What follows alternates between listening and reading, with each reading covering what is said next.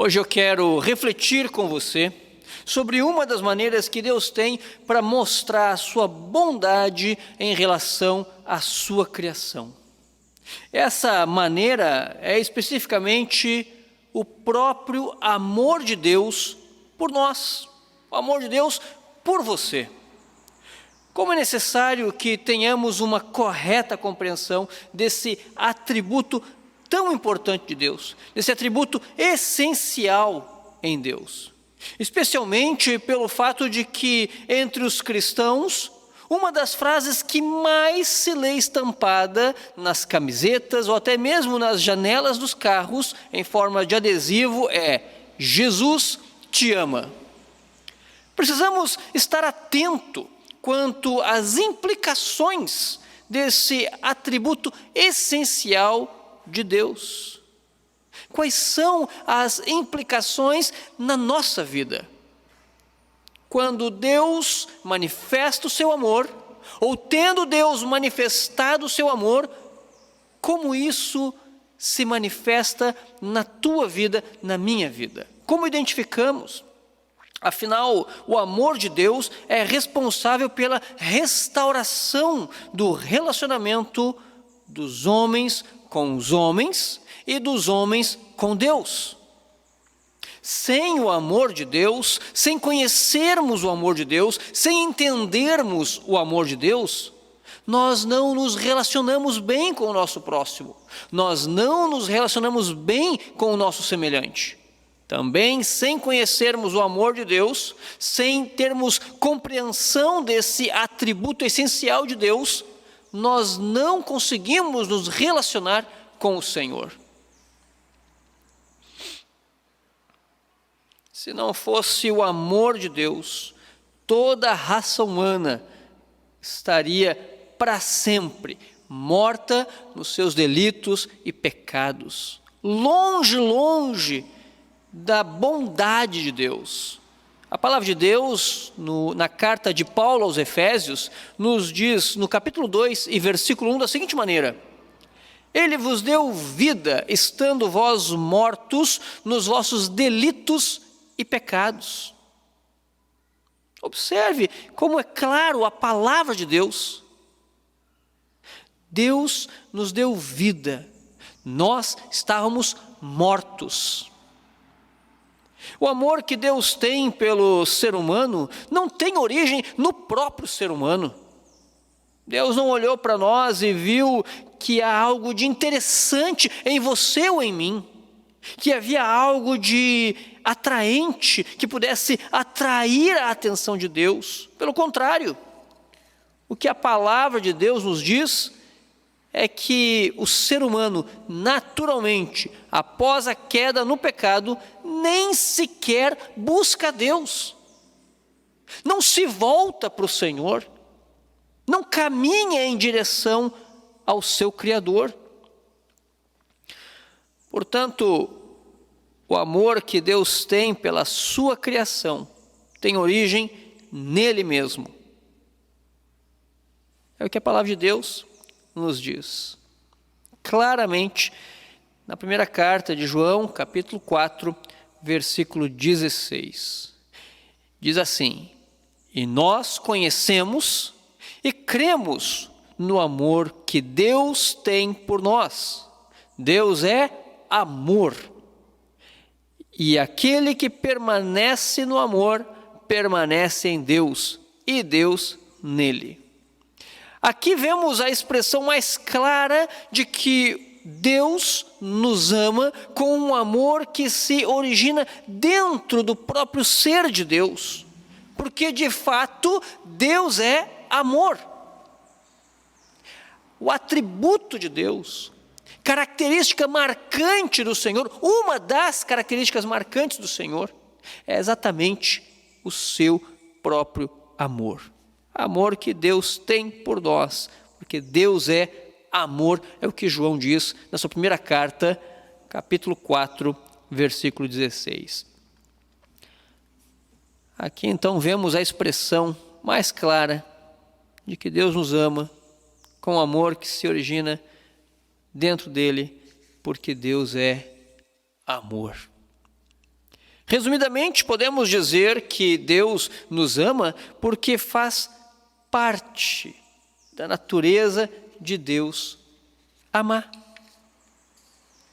Porém, o Senhor olhou para você, o Senhor olhou para mim e direcionou este amor. Deus é amor. Se não houvesse amor em Deus, Deus não seria Deus. No entanto, Deus é amor. É uma característica essencial.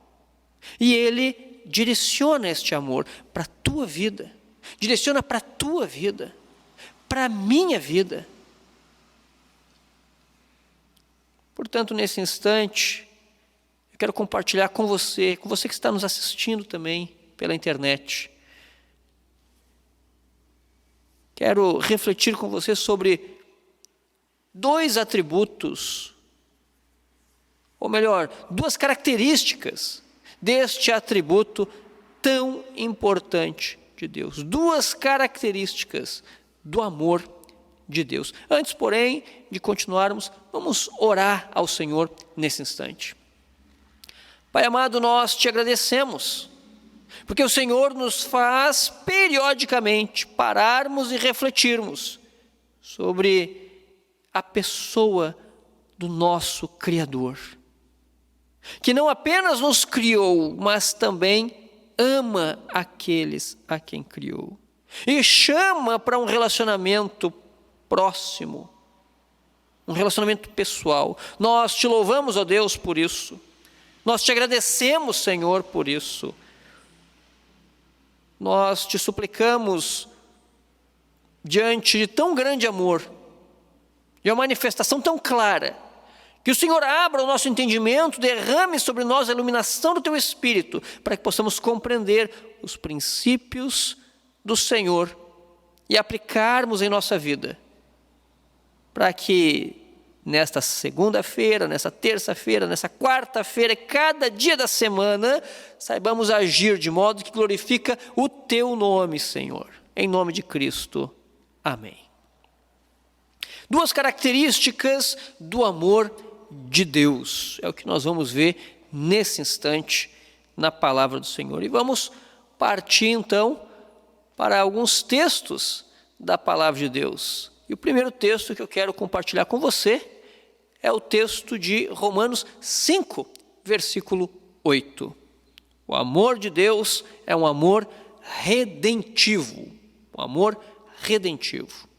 Vamos ler então Romanos capítulo 5, versículos 5 a 8, onde a palavra de Deus nos diz da seguinte maneira: Ora, a esperança não confunde, porque o amor de Deus é derramado em nosso coração pelo Espírito Santo, que nos foi outorgado, porque Cristo, quando nós ainda éramos fracos, morreu a seu tempo pelos ímpios. Dificilmente alguém morreria por um justo, pois poderia ser que, pelo bom, alguém se anime a morrer. Mas Deus prova o seu próprio amor para conosco pelo fato de ter Cristo morrido por nós, sendo nós ainda pecadores. Romanos capítulo 5, versículos 5 a 8. Observemos o texto da palavra de Deus em Romanos capítulo 5, versículos 5 a 8, e percebamos então como são aqueles a quem Deus amou. Como são aqueles por quem Cristo agiu redentivamente com o seu amor. Primeira coisa, versículo 6, Romanos 5, versículo 6, éramos fracos. A palavra de Deus nos diz dessa maneira. Éramos fracos. Essa fraqueza, conforme o texto grego original, significa uma debilidade moral. Éramos débeis moralmente. A nossa moral era deficiente. Como pecadores, a nossa conduta, o nosso pensamento moral era deficiente. Essa fraqueza era real na vida de todo aquele que não tinha se encontrado com Deus ainda. eles não se agradam daquilo que era relacionado à santidade. Aqueles que vivem numa situação de fraco, conforme o capítulo 5, versículo 6 de Romanos, não se agradam nas coisas santas de Deus, não buscam prazer no caminho do Senhor. O caminho de Deus parece para eles, então, de modo muito estreito, muito espinhoso, muito difícil. É necessário que haja grande esforço, e aí parece desagradável, desmotivador, difícil demais, complicado demais. Não havia prazer nos caminhos do Senhor e na santidade do Senhor. Talvez alguns de nós, até mesmo que tiveram um encontro com Cristo, talvez alguns de nós que tiveram um encontro atingidos pelo amor de Deus, pudéssemos lembrar de momentos da nossa vida em que dizíamos: não, mas viver o cristianismo é muito complicado, viver o cristianismo é muito difícil, tem muitas regras. É porque éramos fracos, conforme Romanos capítulo 5, verso 6. Tínhamos uma debilidade moral, facilidade imensa para pensar coisas que não deveríamos pensar, facilidade imensa para agir de modo que não deveríamos agir, pensarmos e agirmos de modo que desagrada ao Senhor, de modo que não glorifica a Deus, que não age de modo santo.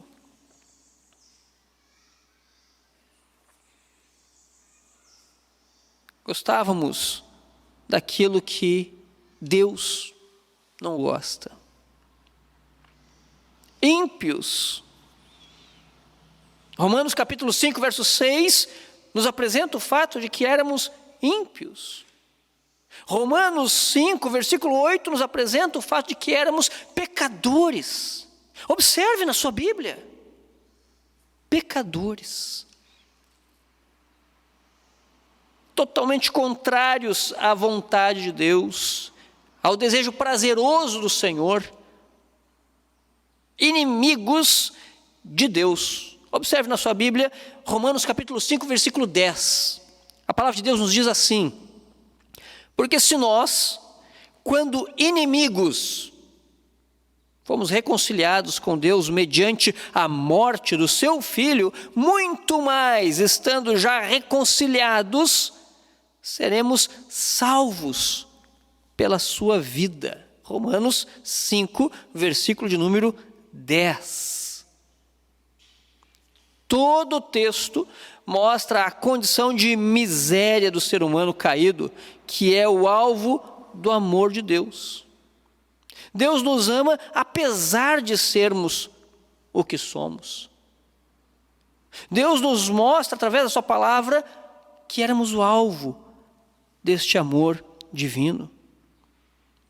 Mas devemos nos acomodar no pecado e vivermos uma vida de miséria espiritual, uma vez que Deus nos amou enquanto nós éramos contrários, uma vez que Deus nos direcionou o seu amor em nossa direção, nós ainda sendo pecadores, vamos viver agora livremente no pecado? Não, de jeito nenhum. Devemos mudar de comportamento. É aí que vemos que o amor de Deus é um amor de redenção. Um amor de redenção. Mas o que é redenção? Redenção é aquisição de algo que estava perdido. Redenção é aquisição do conserto, é aquisição de algo que estava quebrado. E é uma aquisição mediante um pagamento. Em se tratando de nossa alma, outrora perdida no pecado, Deus, através de Jesus, nos resgatou para si. Esse resgate não se deu somente através do exercício do seu poder, nem somente pelo seu exemplo, nem somente pela sua influência santa, mas pelo pagamento pleno de nossa dívida com Deus. Toda a dívida foi paga. A dívida que adquirimos contra Deus através dos nossos pecados não foi simplesmente anulada, não foi simplesmente esquecida, não foi simplesmente deixada no tempo e deixando assim o tempo passar.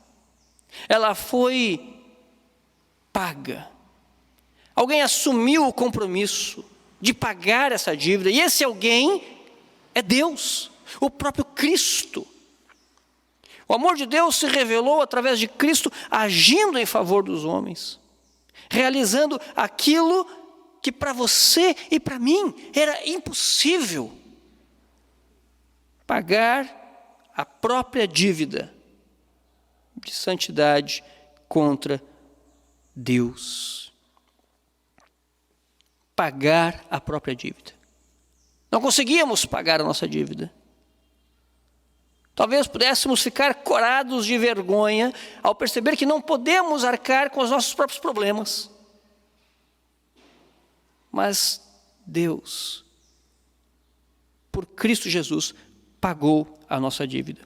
O evangelista João, dirigido pelo Espírito Santo, em sua primeira carta, trata a respeito disso, afirmando: nisto conhecemos o amor que Cristo deu a sua vida por nós, e devemos dar nossa vida pelos irmãos.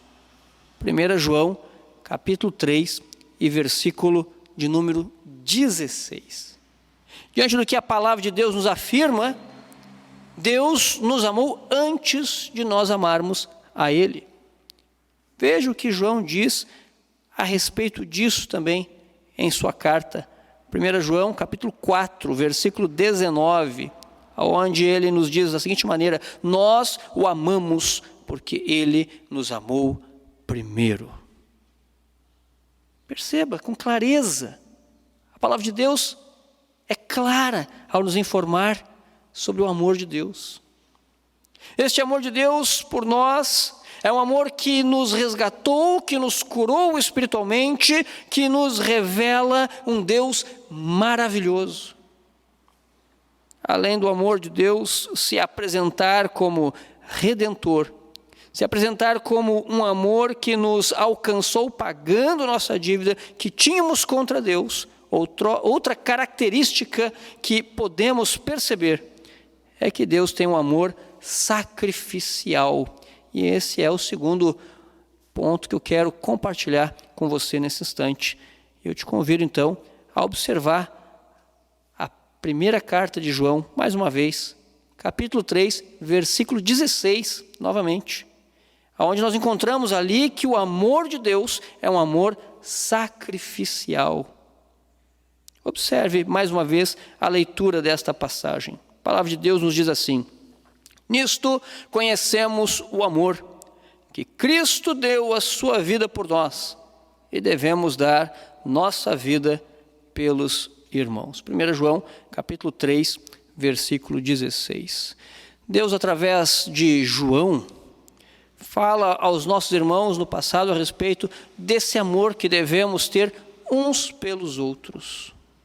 Um amor dentro da família da fé. E para aprofundar mais o ensino a respeito do amor, João recorre à expressão máxima do amor, o exemplo de amor do próprio Deus, o exemplo de amor do nosso Criador. Diferente do amor que os seres humanos têm, que geralmente é interesseiro, o amor de Deus é sacrificial. O amor de Deus não pede nada em troca, não há como barganhar com Deus, não há como você adquirir este amor, não há como você falar: Deus, eu tenho isso para lhe dar, se o Senhor tão somente me amar e mudar a minha vida. Não, o amor de Deus não pede algo em troca. O amor de Deus é livre. Deus ama porque resolve amar. Não há como comprar este amor. Este amor não é interesseiro, este amor é sacrificial, é um amor que se doa, é um amor que se entrega, é um amor que se dá. Mas o que isso quer dizer? Quer dizer que Deus sempre procura o bem-estar de quem Ele ama, não importa o custo. Deus procura sempre o bem daquele que é alvo do seu amor, mesmo que ele tenha que se sacrificar, como de fato se sacrificou na cruz.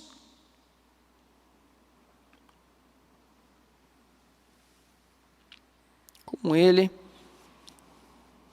se sacrificou por você e por mim. O amor de Deus, que nos favorece tanto, lhe custa um preço caro. A salvação que recebemos gratuitamente teve, de fato, um preço caríssimo. E esse preço é um preço de sangue. Observe o que diz Paulo aos Romanos, no capítulo 8 e versículo número 32. A palavra de Deus diz assim: aquele que não poupou o seu próprio filho, antes, por todos nós, o entregou. Porventura não nos dará graciosamente com ele todas as coisas? Paulo está falando para os convertidos em Roma. Ele está se dirigindo à igreja de Roma. E está dizendo a eles que o Senhor, que não poupou o seu próprio filho, também dará tudo aquilo que é necessário àqueles que foram alvo do amor de Deus. Deus não faz a obra incompleta. Deus faz a obra plena, completa, e o seu amor atinge o ser humano de modo completo. Aqui nessa passagem, Paulo, servo de Deus, admirado pelo amor sacrificial de Deus, reconhece que o Senhor não poupou o seu próprio filho, para que nós, você e eu, fôssemos poupados de receber a punição, o castigo que os nossos pecados mereciam. Por isso, este amor é um amor sacrificial. Por isso, esse amor é um amor de se doar, de se entregar. Perceba, ele não poupou seu filho amado para que você e eu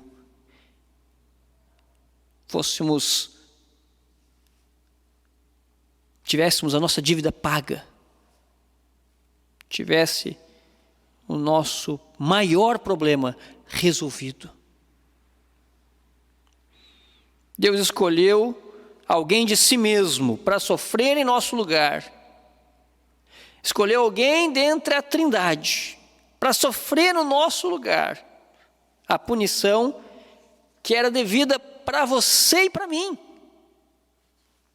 Paulo mostrou compreender esse amor sacrificial de Cristo quando escreveu também aos Gálatas, no capítulo 2, versículo 20, dizendo da seguinte maneira: logo, já não sou eu quem vive, mas Cristo vive em mim. E esse viver que agora tenho na carne, vivo pela fé no Filho de Deus, que me amou e a si mesmo se entregou por mim. Observe, Paulo abertamente falando de um amor que moveu Deus a entregar o seu Filho por nós. Um amor sacrificial. O amor de Deus é redentivo, o amor de Deus é sacrificial. O amor de Deus atinge o pecador, ainda em seu pecado, e transforma a sua vida. Deus ama e diz: venha como está. Mas Ele te ama tanto que Ele resolve não deixar você da mesma maneira como você veio. Deus resolve tratar a tua vida, resolve trabalhar na tua vida.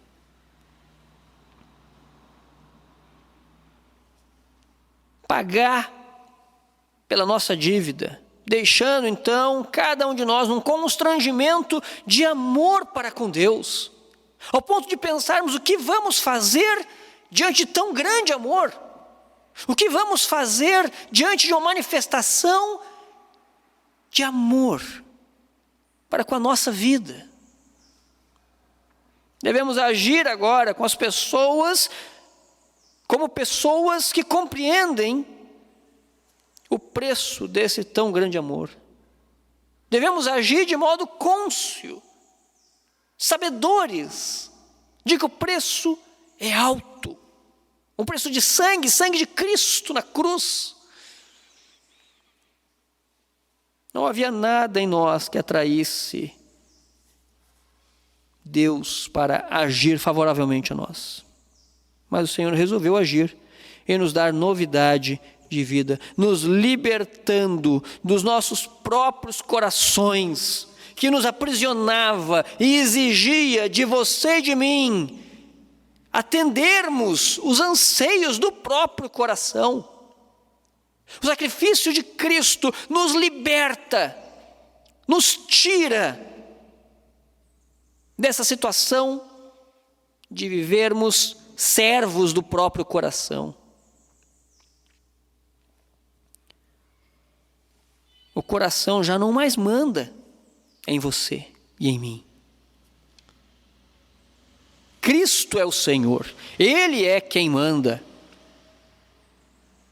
O Senhor resolveu nos dar novidade de vida. Também o amor sacrificial de Cristo nos constrange, mostrando a nós que não éramos capazes de resolver os nossos problemas sozinhos. Por isso não devemos andar sozinhos. Quando há um problema em nossa vida, também precisamos estar juntos com o povo de Deus, juntos aos pés da cruz. Não somente quando está tudo bem, mas quando há um problema, precisamos também caminharmos juntos, como corpo de Cristo, unidos àquele que é o cabeça, e seguirmos as orientações, os mandamentos, as instruções de Cristo através da palavra de Deus. Só assim problemas são resolvidos. No jardim do Éden, o Senhor prometeu, a palavra de Deus foi dada, de que o pecado seria tratado. E no Novo Testamento, Cristo trata o pecado morrendo na cruz, pisando sobre a cabeça da serpente. Até os dias de hoje, é do mesmo modo. Havendo um problema na nossa vida, nós precisamos continuar olhando a palavra de Deus e vermos o que Deus nos instrui e seguirmos aquilo que a palavra de Deus nos diz. Então experimentaremos mais amplamente o amor de Deus, experimentaremos a solução dos problemas e o tratamento do nosso próprio coração ainda teimoso. Que amor tão grande é esse de Deus? Pois este também, o amor de Deus, é o modelo de amor que nós devemos ter. É o amor que Deus espera que vivamos uns para com os outros. Cada um de nós, todos nós, vivendo nos princípios de Deus, reconhecendo o grande amor de Deus, amando com atitude uns aos outros. Eu quero nesse instante orar por você. Feche seus olhos. Pai amado, nós te agradecemos, Senhor, por tão grande amor. Te agradecemos pela tua misericórdia, a tua graça, e de termos sido alvo do teu amor. Não merecíamos, mas o Senhor resolveu amar. Antes mesmo de nós amarmos ao Senhor, o Senhor nos ensinou a amar. Nós te louvamos, ó Pai, e te pedimos que a tua palavra fique sempre clara em nossa mente, a fim de que possamos colocá-la em prática no nosso dia a dia, Senhor, e não sermos apenas conhecedores da teoria, mas sim da prática do cristianismo e do evangelho das boas novas. Em nome de Cristo Jesus, que nós te agradecemos e nós te suplicamos. E agora, povo amado do Senhor, alvo do amor imenso de Deus, que este amor do Pai, que as consolações que há na cruz de Cristo e o poder do Espírito para serem testemunhas esteja sempre claro e visível na vida prática cotidiana de cada um de vós, agora e para todo sempre. Amém.